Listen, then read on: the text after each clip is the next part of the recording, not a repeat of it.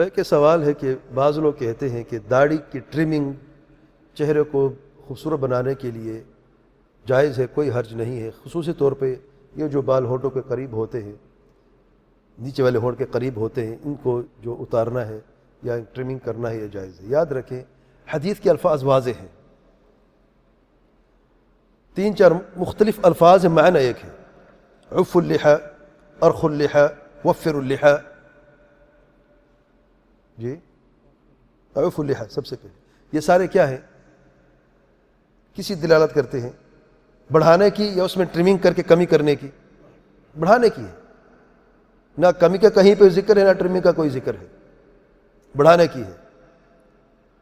اور جو اوپر والا ہونٹ ہے یہ اور مونچھیں، اس سے داڑھی سے نہیں ہے، مونچھوں کو ٹرمنگ کرنی چاہیے اور کم سے کم کرنا چاہیے۔ انہک الشوارب، حف الشوارب، ٹرمنگ کرنی تو مونچھوں کی کرنی ہے، داڑھی کی ٹرمنگ کہاں سے آ گئی ہے؟ اور یہ کس نے کہا کہ چہرے کی خوبصورتی بڑھ جاتی ہے ٹرمنگ سے؟ یہ لوگ کہتے ہیں نا۔ اللہ تعالیٰ کے ہاں کیا ہے؟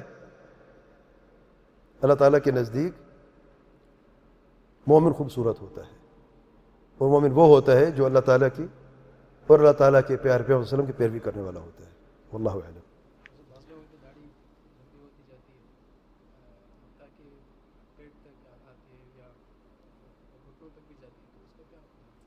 بھائی کہ سوال ہے کہ بعض لوگوں کی داڑھی جو ہے وہ پیٹ تک یا گھٹنوں تک چلی جاتی ہے، اس کا کیا حکم ہے؟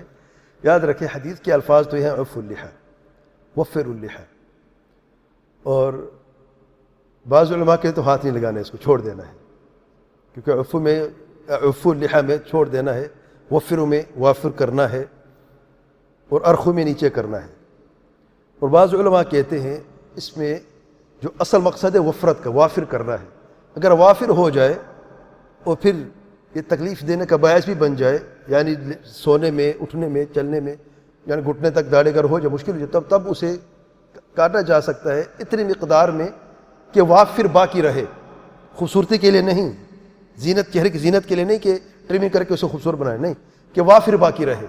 یہ قول بعض علماء کا موجود ہے، اور اللہ دونوں میں سے کون سا قول راجح ہے، لیکن میں یہ سمجھتا ہوں کہ اس کو ہاتھ نہیں لگانا چاہیے۔ واللہ اعلم۔